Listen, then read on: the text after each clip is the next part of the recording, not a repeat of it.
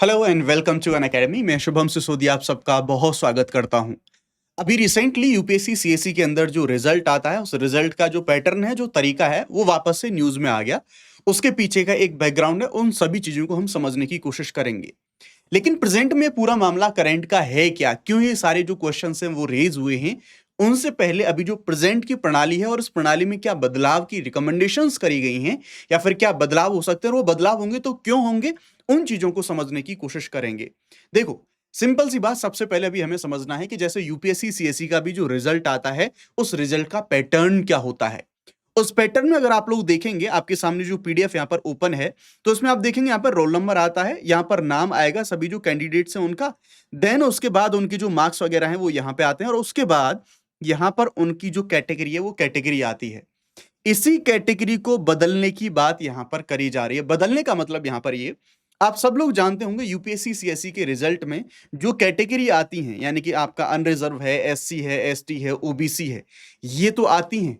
लेकिन अब डिमांड ये करी गई है कि साहब सिर्फ इनसे काम नहीं चलेगा। अब आप कौन सी कास्ट का व्यक्ति है, यानी कि उस कैटेगरी के अंदर उस कैटेगरी की जो सब कैटेगरी हैं या फिर मैं कहूं उपजाति हैं, आप रिजल्ट के अंदर वो भी हमें बताइए। ऐसी डिमांड यहां पर करी गई है। पर ये डिमांड हुई क्यों, इसके पीछे का रीजन क्या है और क्या ऐसा किया जाना जरूरी है और इससे इंपैक्ट क्या पड़ेगा, और रिजर्वेशन वाला जो पहलू है उसको हम कैसे समझे, यहां पर इन सभी चीजों को हम यहां पर देखेंगे। दरअसल एक मामला है, मामले को समझने की आप कोशिश करें, और यहां पर एक जो मामला है वो है आरटीआई से रिलेटेड। उस मामले को हम लोग समझने की कोशिश करते हैं। आप यहां पर एक न्यूज देख सकते हैं।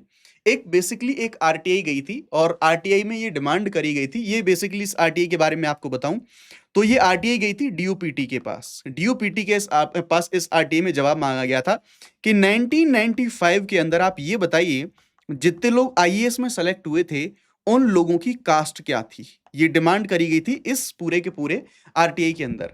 अब जब डीओपीटी के पास ये डिमांड गई, डीओपीटी बोला हम आपको कास्ट वाइज कैसे बता दें, हमारे पास तो ऐसा डेटा है ही नहीं।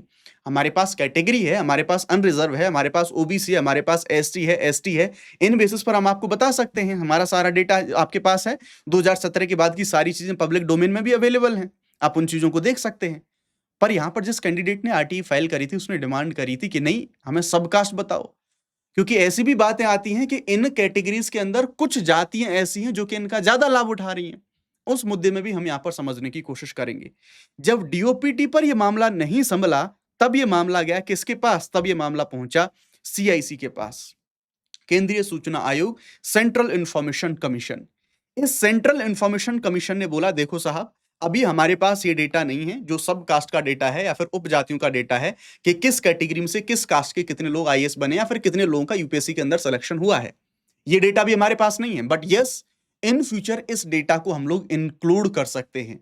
अब अगर इस डेटा को हम लोग इंक्लूड कर लेंगे तो उसके क्या फायदे होंगे, क्या नुकसान हो सकते हैं या फिर क्या चैलेंज आ सकते हैं, उन चीजों को भी एक बार समझते हैं।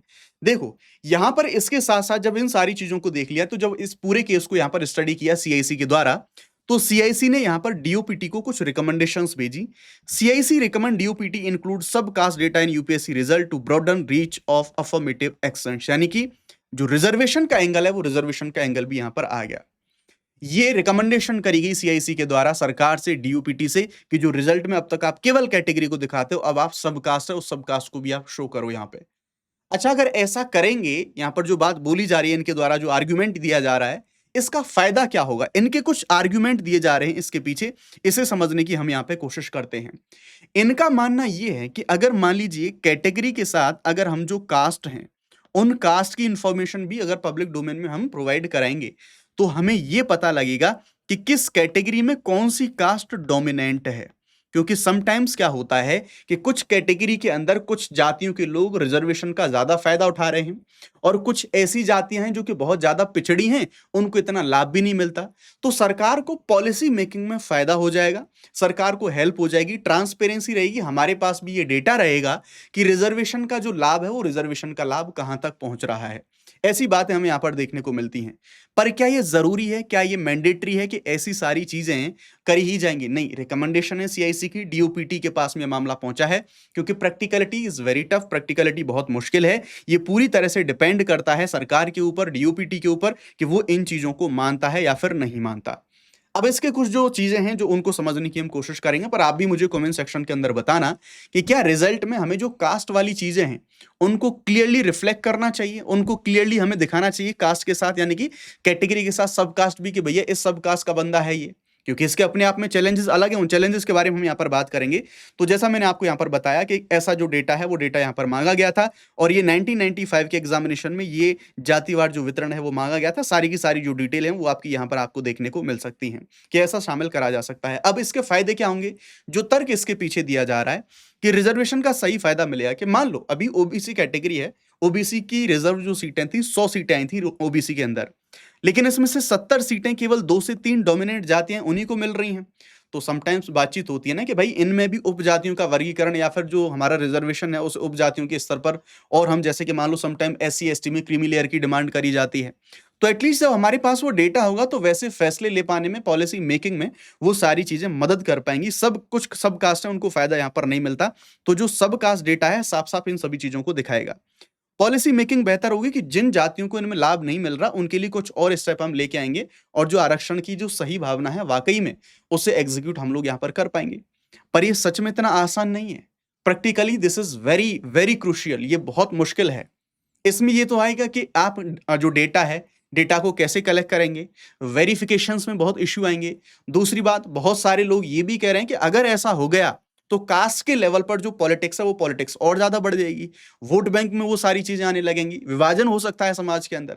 और बहुत सारे लोग ये भी कहते हैं कि भैया बहुत सारे कैंडिडेट ऐसे हैं कि वो अपनी जो कास्ट है, उस कास्ट को नहीं रिफ्लेक्ट करना चाहेंगे। इवन आज भी आपने बहुत सारे लोगों को देखा होगा कि जब वो सोशल मीडिया पर रिजल्ट को शेयर करते हैं, तो समटाइम्स अपनी जो कैटेगरी है, उस कैटेगरी को लोग ब्लर कर देते हैं या ढक देते हैं, व्हाटएवर, कोई इमोजी वगैरह लगा देते हैं। यानी कि वो नहीं दिखाना चाहते इस चीज़ को। तो ये भी सारे मुद्दे हैं, ये भी सारे इश्यूज़ हैं, वो निकल के आ रहे हैं। हाउएवर, ये जस्ट एक रिकमेंडेशन है, अगर ऐसे कोई बदलाव होंगे तो वो अपडेट आप तक पहुँच जाएगी।